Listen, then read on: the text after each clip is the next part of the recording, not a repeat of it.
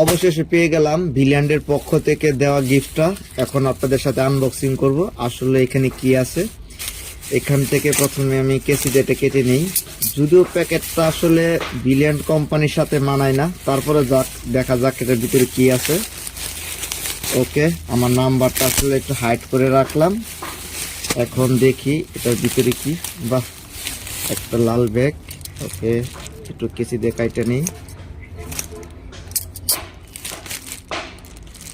আচ্ছা, ভিলিয়ান্টের লোগোলা প্রথমে একটা ক্যাপ। যাই হোক, এই ক্যাপটা পরবো, পরার পর কেমন দেখায় এটা আমি আপনাদেরকে দেখাবো।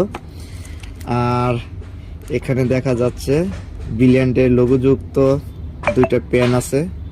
ওকে, পেনগুলো আসলে একটু কোয়ালিটি ফুলি দেখা যাচ্ছে। ওকে, দুইটা পেন এই পাশে থাক। আরো দেখি কি কি আছে। ও মাই গড, না, একটা প্রিমিয়াম, একটা হ্যাপি নিউ ইয়ার উপলক্ষে বলা যেতে পারে নতুন একটা ডায়েরি। আর এখানে কি আছে এটা আমি একটু দেখি। এই ব্যাগের ভিতরে আরো কিছু আছে? না, ব্যাগের ভিতরে আর কিছু নাই, এটা থাক, ফালায় রাখি। এখন T shirt, maybe T shirt. Okay, আমি একটু দেখি টি শার্টটা কেমন দিছে, আপনাদেরকে আসলে দেখাবো। টি শার্টটা এখান থেকে যদি দেখি টি শার্টটা কেমন। ওকে, টি শার্টটা দেখা যাচ্ছে, মা গো মা। ওকে, অবশেষে দেখতে পারতেছেন যে ভিলিয়ান্ডের লোগো যুক্ত একটা ক্যাপ, এখানে ভিলিয়ান্ডের লোগো। আর এটা হলো টি শার্ট। টি শার্টটা আমার শরীরের সাথে ম্যাচ করার কারণ হলো আমার সাইজটা এল সাইজ।